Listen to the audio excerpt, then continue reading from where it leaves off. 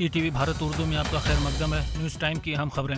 रियासत राजस्थान की टाडा अदालत ने सन 1993 सिलसिलावार बम धमाके के मामले में 30 साल बाद फैसला सुनाया है, जिसमें अब्दुल करीम टुंडा को बरी कर दिया गया है, जबकि 2 अफराद को उम्र कैद की सजा सुनाई गई है। उत्तराखंड के सुरंग में फंसे 41 मजदूरों को बचाने वाले रेट माइनर वकील हसन के घर को कौमी दारुल हुकूमत दिल्ली में बुलडोजर से मुनहदिम कर दिया गया, जिसके बाद उन्होंने कहा कि हमारे साथ दहशतगर्दों जैसा सलूक किया जा रहा है। रेट माइनर वकील हसन के घर को मुनहदिम करने पर असदुद्दीन ओवैसी ने कहा कि जिन लोगों को किसी भी महज़ब माशरे में कौमी हीरो का दर्जा दिया जाता, लेकिन शायद उनका नाम वकील हसन है, इसलिए मोदी राज में उनके लिए सिर्फ बुलडोजर ही मुमकिन है। 8 फरवरी को हल्द्वानी तशद्दुद के बाद फरार होने वाले अब्दुल मालिक के बेटे अब्दुल मोईद को भी नैनीताल पुलिस ने बिल आखिर दिल्ली एनसीआर से गिरफ्तार कर लिया है। अब्दुल मालिक भी इस वक्त पुलिस की गिरफ्त में है।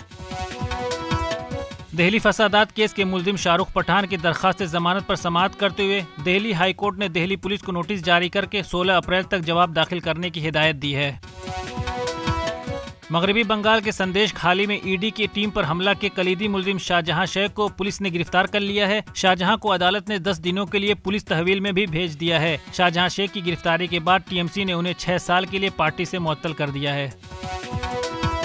कश्मीरी नौजवान सहाफ़ी आसिफ सुल्तान को बिल आखिर 5 बरसों की तवील हिरासत के बाद रिहा कर दिया गया है। आसिफ सुल्तान को गैर कानूनी सरगर्मियों की रोकथाम एक्ट UAPA के तहत गिरफ्तार किया गया था।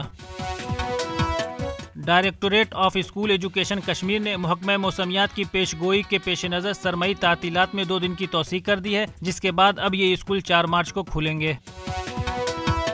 गजा वजारत सेहत का कहना है कि इंसानी इमदाद के मुंतज़िर फिलिस्तीनियों के हुजूम पर हमले में कम अज कम 70 अफराद जाँ बहक और 280 जख्मी हो गए। अब तक तकरीबन 30,000 फिलिस्तीनी इसराइली जारहियत के शिकार हो चुके हैं, जिनमें से 2/3 खवातीन और बच्चे शामिल हैं। रूस और यूक्रेन जंग के 2 साल मुकम्मल होने पर तुर्किया के सदर रजब तैयब उर्दोगान ने कहा है कि हम दोनों ममालिक के दरमियान मुज़ाकरात की उस मेज़ को दोबारा बहाल करने के लिए तैयार हैं, जो हमने पहले इस्तंबुल में अमन की तामीर के लिए कायम किया था।